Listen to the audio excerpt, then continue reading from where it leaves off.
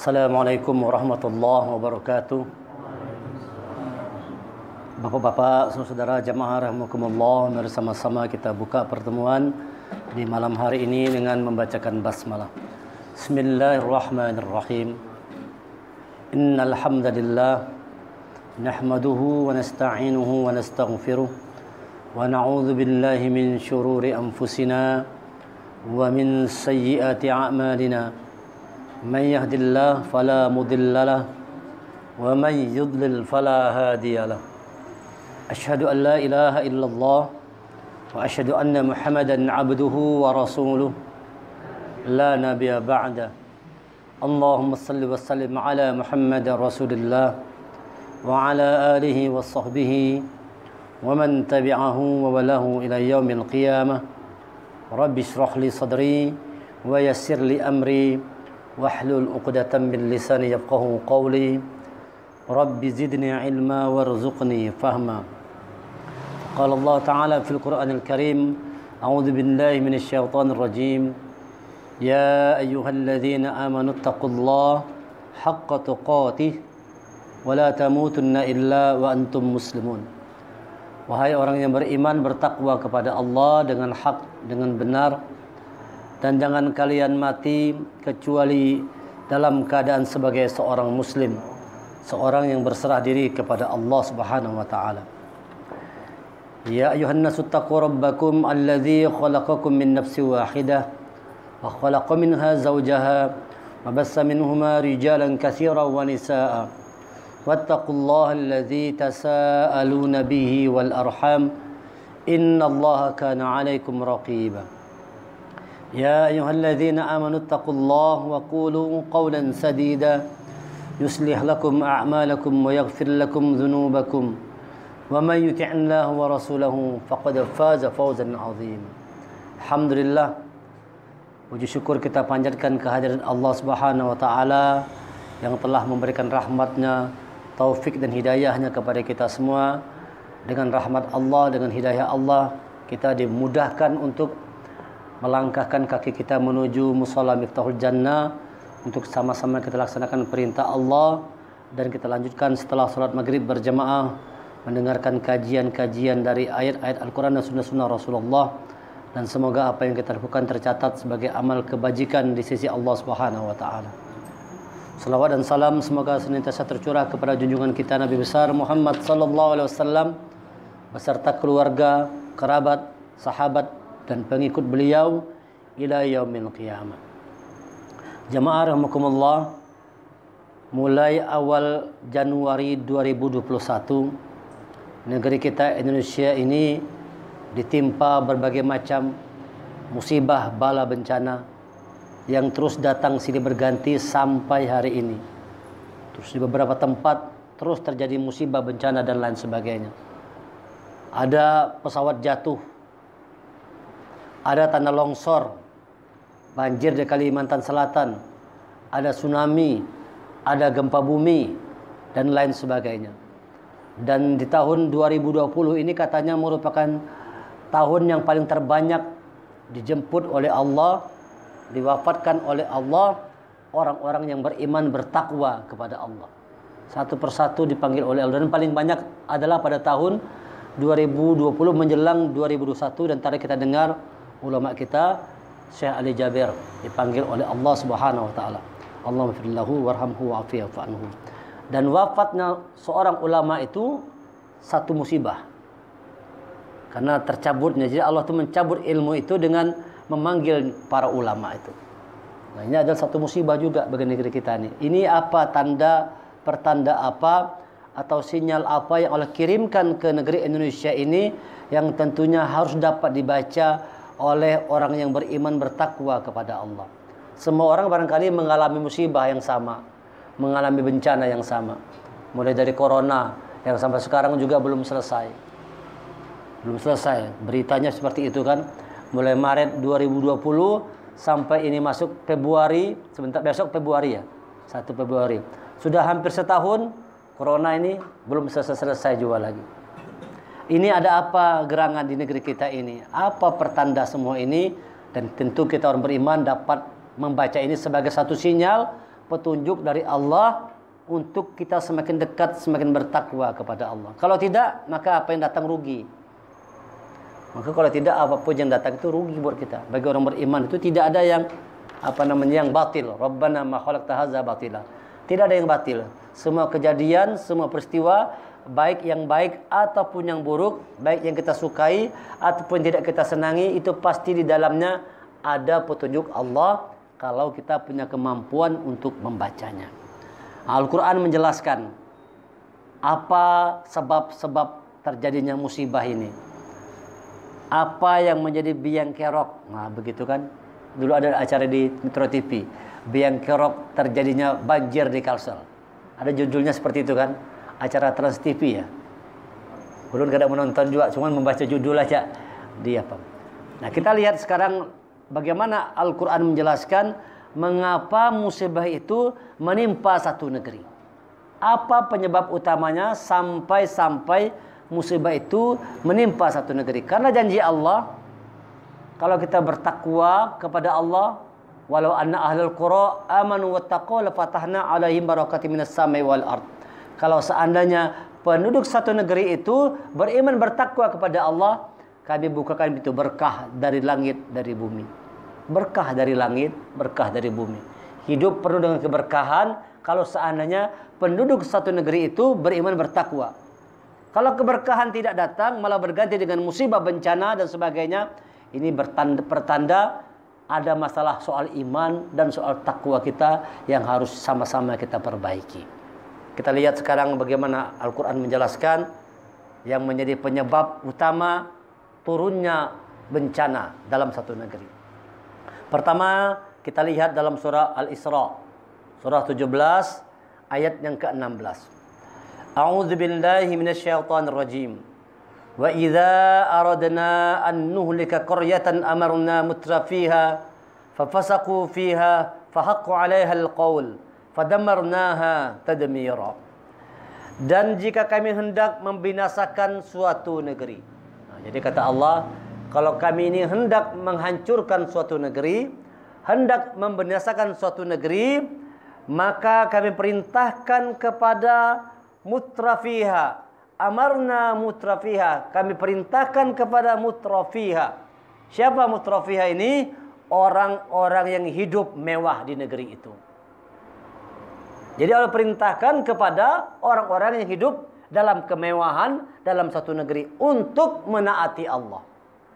Siapa orang yang hidup mewah ini? Kira-kira penguasa.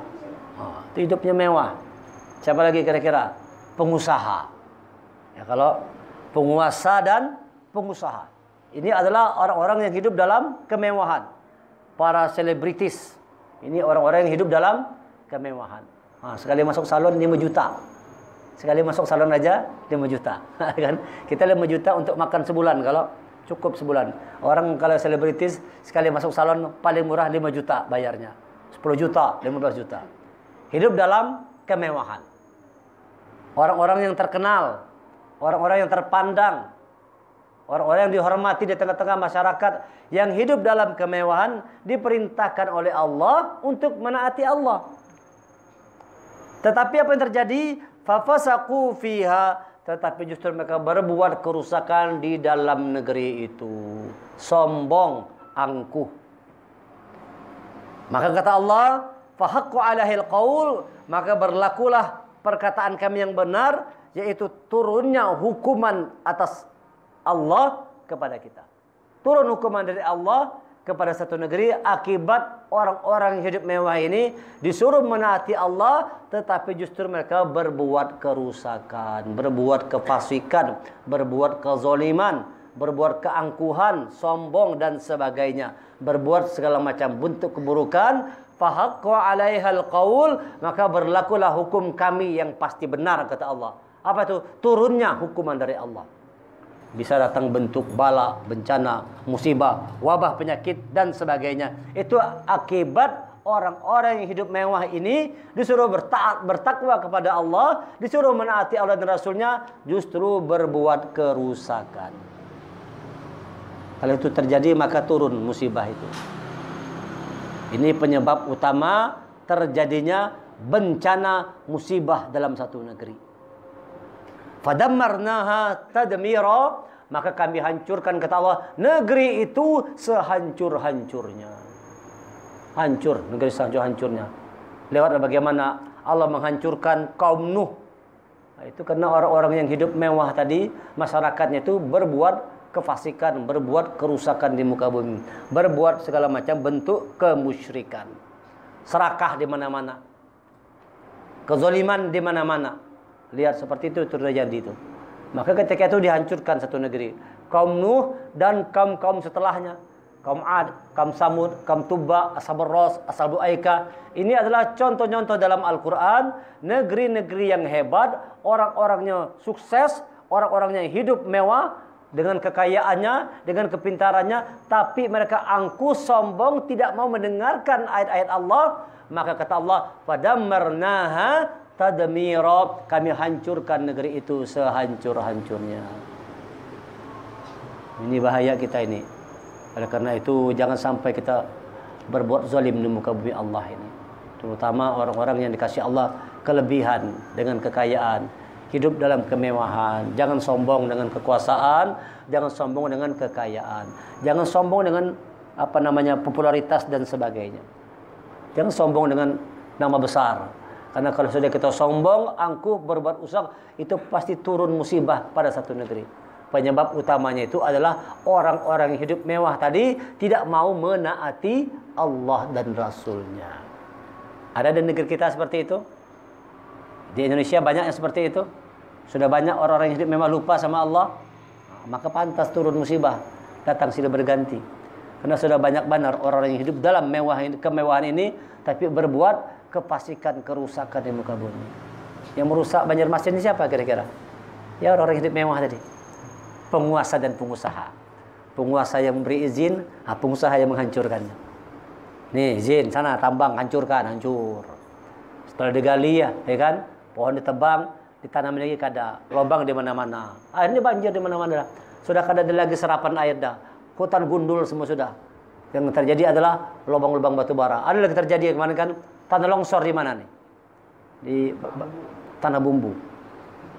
Orang lagi nambang, tanah longsor menimpa para pekerja tambang. Mati kada?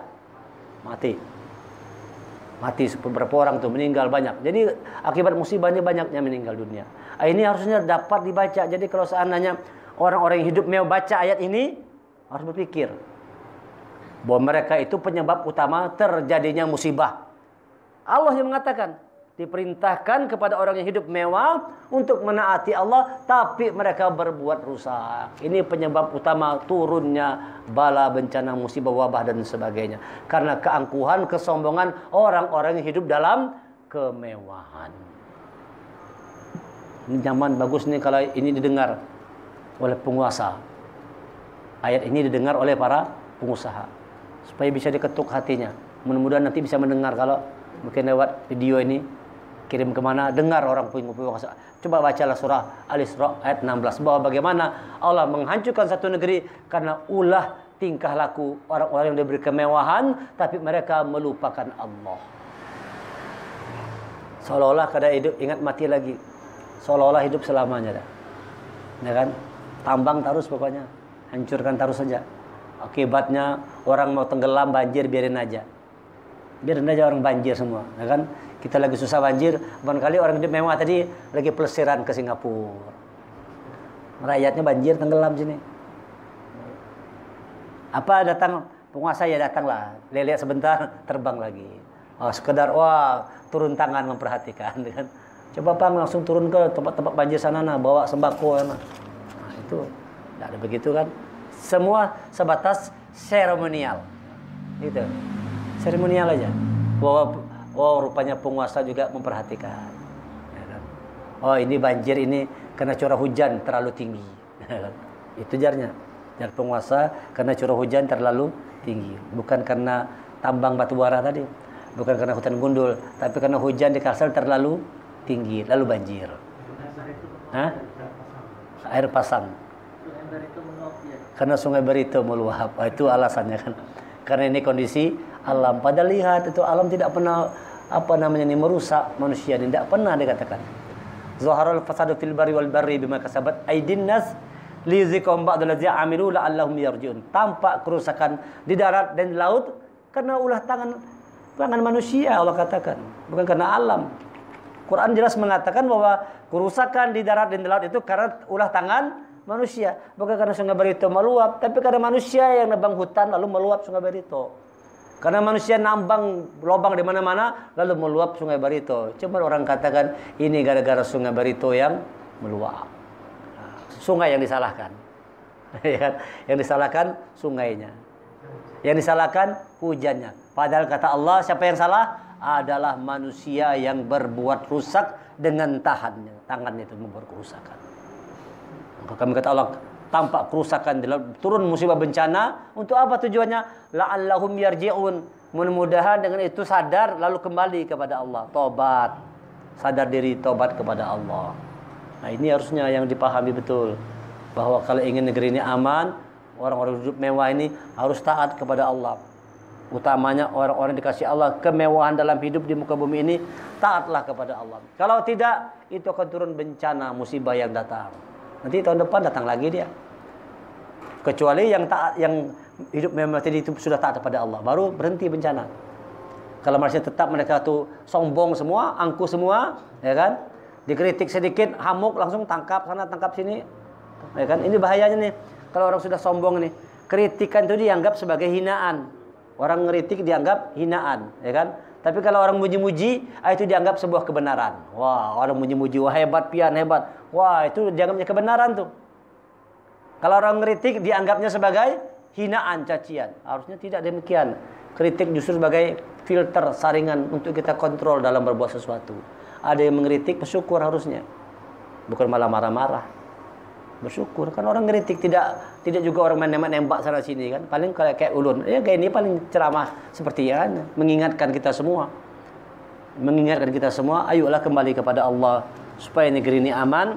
Tidak ada cara yang lain kecuali taat kepada Allah dan Rasulnya. Terutama orang-orang yang dimanakan oleh Allah itu dalam kemewahan hidupnya. Dikasih Allah hidup mewah, dapat kekuasaan, dapat kekayaan. Cobalah taat kepada Allah. Kalau tidak, kata Allah, fadammarnaha tadmira. Kami hancurkan negeri itu sehancur-hancurnya. Tentu kita tidak mau itu terjadi. Yang kedua, siapa lagi nih yang menyebabkan turunnya bencana, musibah?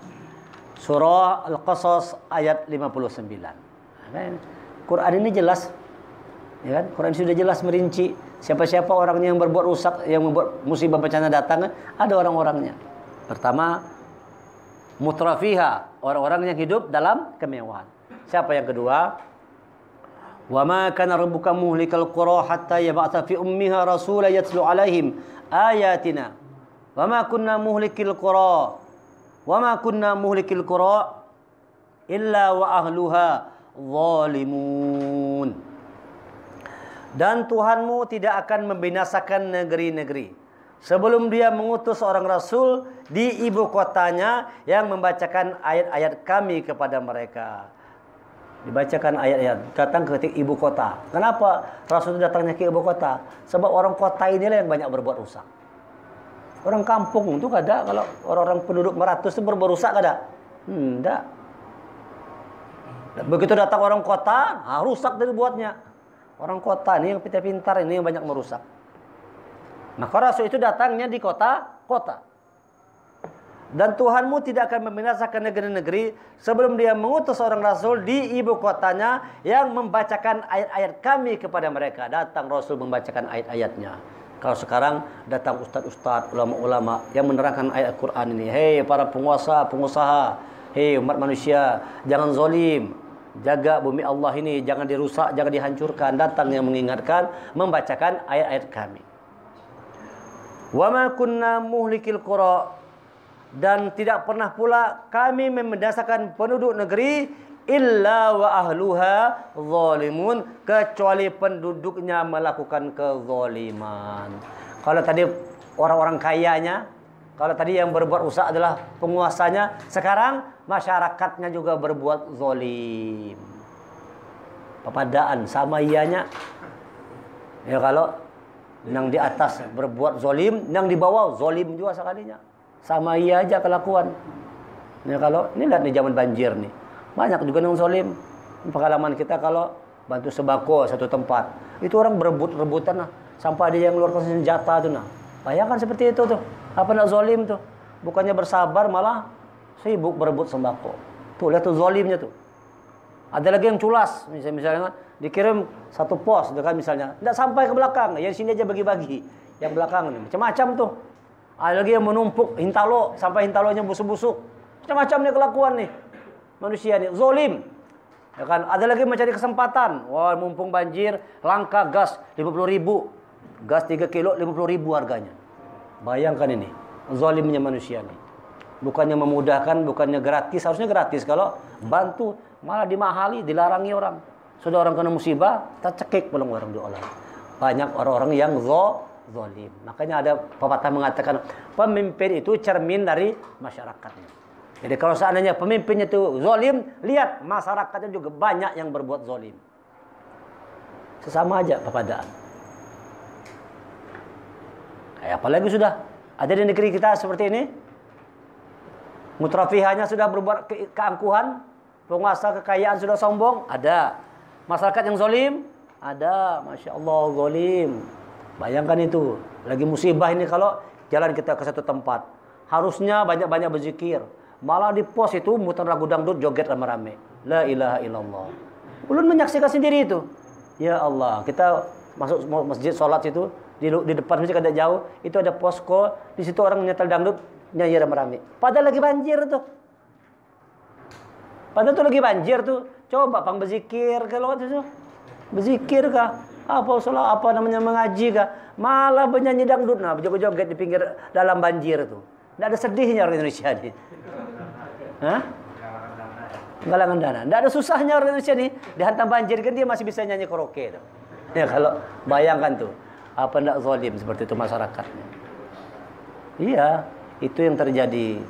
Nah, itu sudah terlalu banyak. Jadi kata Allah, kalau misalnya Allah hendak menghancurkan satu negeri itu tidak akan terjadi kecuali penduduknya sudah banyak melakukan kezaliman. Sudah banyak belum yang zalim? Masya Allah. Pantas datang musibah tidak berganti. Banyak yang zalim sudah. Kalau mau sadar juga sudah. Sudah datang corona kalau sudah sadarnya. Datang banjir kalau sadar-sadarnya.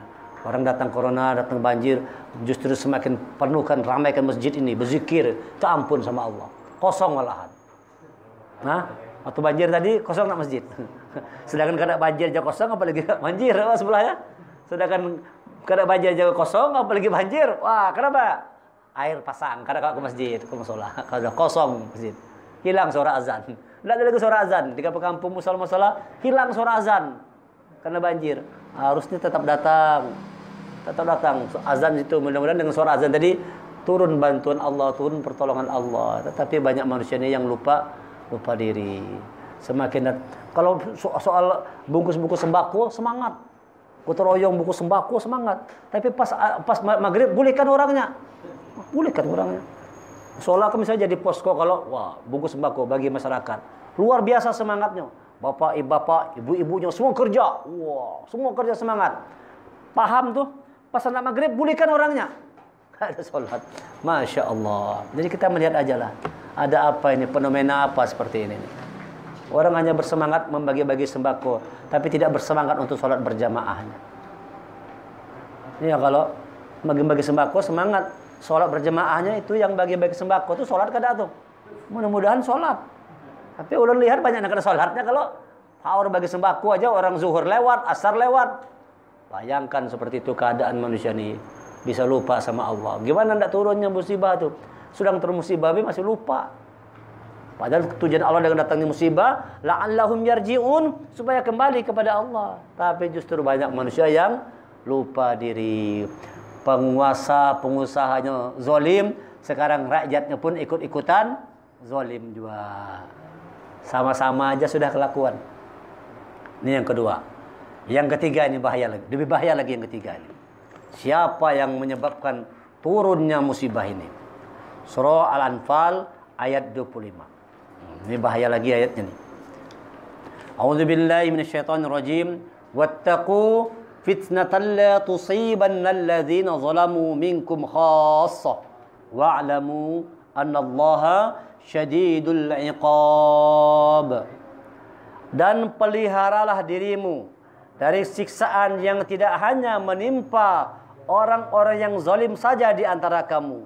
Artinya ada satu saat, satu keadaan di mana turun siksaan Allah, turun musibah, turun bencana, turun ujian dari Allah. Ditimpakan musibah yang besar.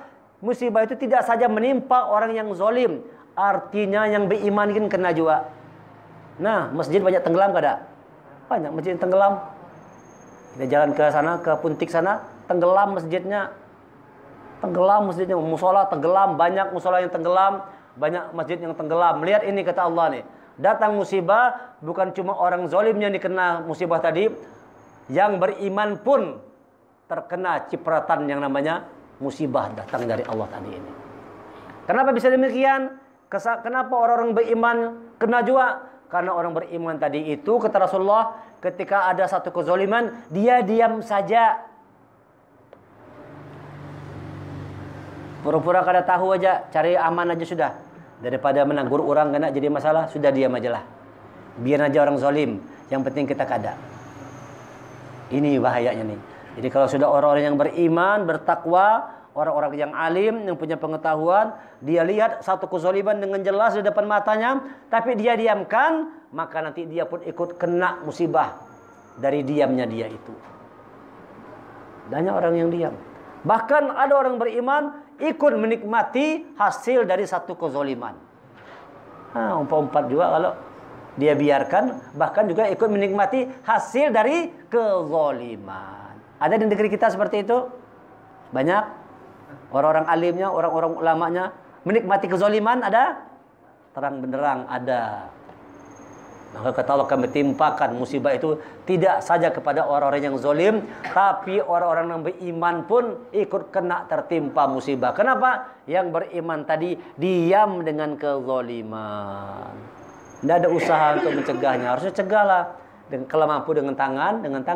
Kalau tidak mampu dengan tangan, dengan mulut. Ingatkan orang yang berbuat, jangan kalian zalim, wahai penguasa, wahai orang yang kaya, jangan kalian angku, jangan kalian sombong. Ingat akan Allah. Ingatkan harusnya. Bukannya diam aja. Bahkan umpat menikmati kezaliman, dapat bagian juga. Kekuasaan dapat, duit dapat juga. Sama aja. 3 penyebabnya. Penguasanya sudah berbuat zalim, masyarakatnya berbuat zalim, ulamanya mendiamkan kezaliman. Maka kata Allah, turunlah musibah itu. Wa'lamu annallaha syadidul iqab. Ketahuilah sesungguhnya siksaan Allah itu syadidul iqab, keras siksaan Allah itu. Oleh sebab itu kita haruslah menjadikan musibah yang datang ini sebagai cara untuk kita kembali kepada Allah. Bagaimana caranya menyikapi musibah datang? Allah katakan, وَلَنَبْلُوَنَّكُمْ بِشَيْءٍ مِّنَ الْخَوْفِ وَالْجُوعِ وَنَقْصٍ مِّنَ الْأَمْوَالِ وَالْأَنفُسِ وَالثَّمَرَاتِ وَبَشِّرِ الصَّابِرِينَ.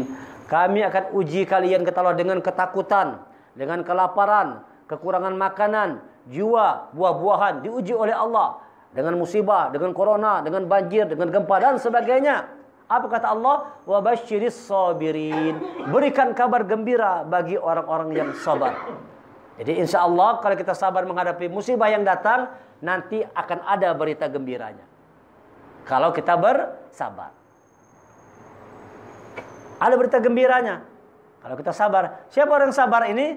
Alladzina idza asabathum musibah qalu inna lillahi wa inna ilaihi raji'un. Orang yang sabar itu ketika datang musibah dia katakan inna lillahi wa inna ilaihi raji'un. Semuanya dari Allah, kembalinya juga kepada Allah. Tidak ada berkeluh kesah.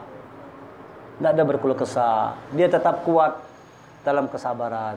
Tidak membuat jadi pengemis. Nah, lihat ini nih. Lihat ini. Habis banjir ini pengemis semakin merajalela, di mana-mana pengemis semua. Sempatan ini. Habis banjir pengemis ini, Masya Allah. Masjid-masjid kalau Jumatan berhamburan pengemis. Mana iman itu? Di mana iman? Coba seperti itu keadaan manusia. Bertambah banyak pengemis. Manakala memang mereka dalam kesulitan, yang kedua harusnya kalau punya iman tidak mungkin mau mengemis seperti itu. Yang terjadi kan demikian, kita lihat itu. Kezaliman sudah di mana-mana ini. Orang yang kayanya serakah, orang yang kayanya bakhil, maka orang miskinnya kalau kesah mengemis di mana-mana. Tidak punya kesabaran. Ya, kata Allah, orang yang sabar itu kalau tertimpa musibah, dia katakan inna lillah. Sesungguhnya ini milik Allah, wa inna ilaihi rajiun, dan akan kembali kepadanya juga. Jadi Allah, tujuan Allah dengan datangnya musibah supaya kita ini ingat Allah, kembali kepada Allah. Tubu ilallah taubatan nasuha.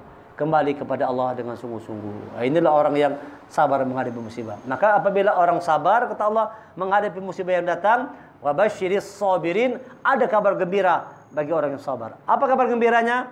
Ulaika alaihim salawatum mir rabbihim wa rahmah wa ulaika humul muhtadun. Mereka itulah orang-orang yang mendapatkan ampunan dari Allah. Jadi musibah datang, banjir datang, ini dalam rangka untuk mengangkat dosa-dosa manusia ini. Dihapuskan dosanya.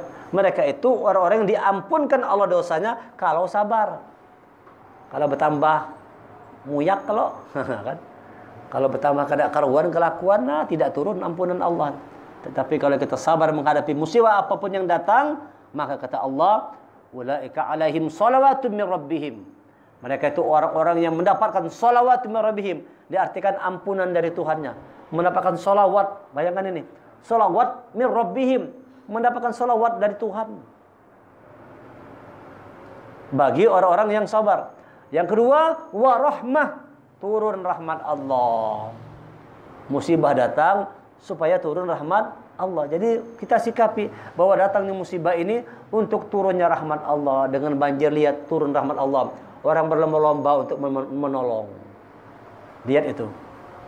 Hampir semua orang berlomba-lomba untuk memberikan bantuan. Ngasih ini, ngasih itu, macam-macam orang berlomba. Ada yang ingin bantu, tapi misalnya ngasih baju bekas, rupanya sekali membuang baju bekas tadi. Karena kawan yang dipakai sudah, macam-macam. Jadi kan lap aja. Ada kayak itu kalau sudah sesak di rumah, bagikan ini, buka, karena kawan dipakai lagi dah. Jadi kan lap aja. Ada aja. Tapi ya alhamdulillah. Artinya orang punya semangat untuk berbuat kebaikan, walaupun dengan selembar baju bekas. Tetapi di situ turun rahmat Allah, saling tolong menolong dan sebagainya. Kita lihat kuat, kan? Nah ini kan kalau musibah datang, ini kalau bukan para relawan yang turun tangan, sulit. Karena kalau kita berharap kepada pemerintah, sulit juga. Kenapa? Terbatas. Berapa banyak orang tenaganya? BNPB itu berapa tenaganya? Apalagi namanya? BPPD apa? Berapa gerang tenaganya itu? Nah, kalau sudah kan banjir di mana-mana, kada tetangannya sudah. Untung relawan-relawan yang turun tangan, bantu sana mengamankan, evakuasi apa segala macam. Termasuk kami juga, Taman Cinta Al-Quran. Di sekolah itu kan menjadi posko pengungsi. Kami menampung lebih kurang 110 pengungsi tadi. Banyak di tempat kami pengungsi. Kita jemput, nginapkan di sekolahan. Rumahnya calap, tenggelam. Nah, nginap di sekolah. Semuanya disiapkan, makan semuanya. Kita memberikan layanan yang terbaik dalam rangka kita untuk melatih bagaimana melayani orang yang dalam kesulitan tadi. Niat itu aja, ingin melatih diri. Berempati, sulit orang. Sulit. Kita nih kada ada apa-apanya lah, ya kan? Rumah kita masih aman kalau belum calap, kalau pencalap coba dibandingkan sama yang di sana tuh. Yang dijangkit, terantang, gampang, puntik ke dalam tuh, wah, itu sampai hari ini masih tenggelam rumahnya. Sampai hari ini masih tenggelam. Kita kan sudah kada lagi, kalau paling jalanan lah yang masih basah-basah sedikit. Kayak semangat dalam mungkin tinggal semata kaki air. Tapi di daerah sana itu masih tenggelam rumah orang. Masih tenggelaman lagi. Mereka sebenarnya belum boleh pulang, tapi ingin pulang. Sudah kada tahan lagi dah, ingin melihat keadaan rumah kayak apa. Bayangkan itu keadaan manusia ini. Tapi kata Allah, itu pertanda turunnya rahmat Allah kalau kita bersabar menghadapi ujian. Nah itu ulaika salawatu marim wa ulaika humul muhtadun, dan mereka itu orang-orang yang mendapatkan petunjuk. Jadi musibah yang datang supaya manusia dapat petunjuk Allah. Sikapi musibah yang datang supaya dapat petunjuk Allah. Apa petunjuknya? Segera kembali kepada Allah, segeralah minta ampun sama Allah, segera bertobat kepada Allah, bertakwa kepada Allah. Wattaqu, bertakwa kepada Allah. Pelihara orang beriman dirimu, keluargamu dari api neraka. Jadilah orang yang bertakwa. Bahwa setiap musibah, bencana yang datang itu karena barangkali banyak dosa-dosa yang kita lakukan, yang kita tidak tahu. Penguasa kita berbuat dosa apa, kita tahu kita. Orang-orang yang hidup mewah berbuat dosa apa, kita tidak tahu. Masyarakat kita ini berbuat dosa apa, kita pun tidak tahu juga. Barangkali karena tumpukan dosa yang banyak, lalu turun musibah yang datang silih berganti. Ini adalah petunjuk dari Allah supaya manusia mau kembali kepada Allah. Sadar manusia banyak lalai selama ini, kembali kepada Allah.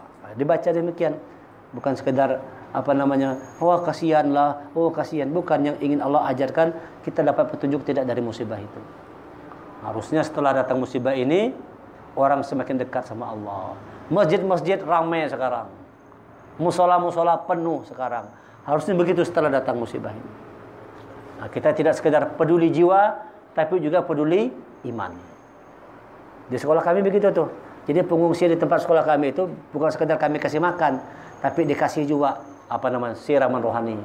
Diajarkan mengaji, anak-anaknya, ibu-ibunya. Itu ibu-ibunya tuh sudah tua-tua, banyak yang kadang bisa mengaji. Nah, diajarkan mengaji. Mereka terharu semua. Nanti Pak, kalau sudah habis banjir, datang tempat kami ya, ajarkan kami mengaji. Nah, lihat tuh Pak. Kasihan, sudah tua-tua, belum bisa mengaji lagi. Orang kampung sana. Mereka hanya cari duit aja pokoknya. Usaha aja.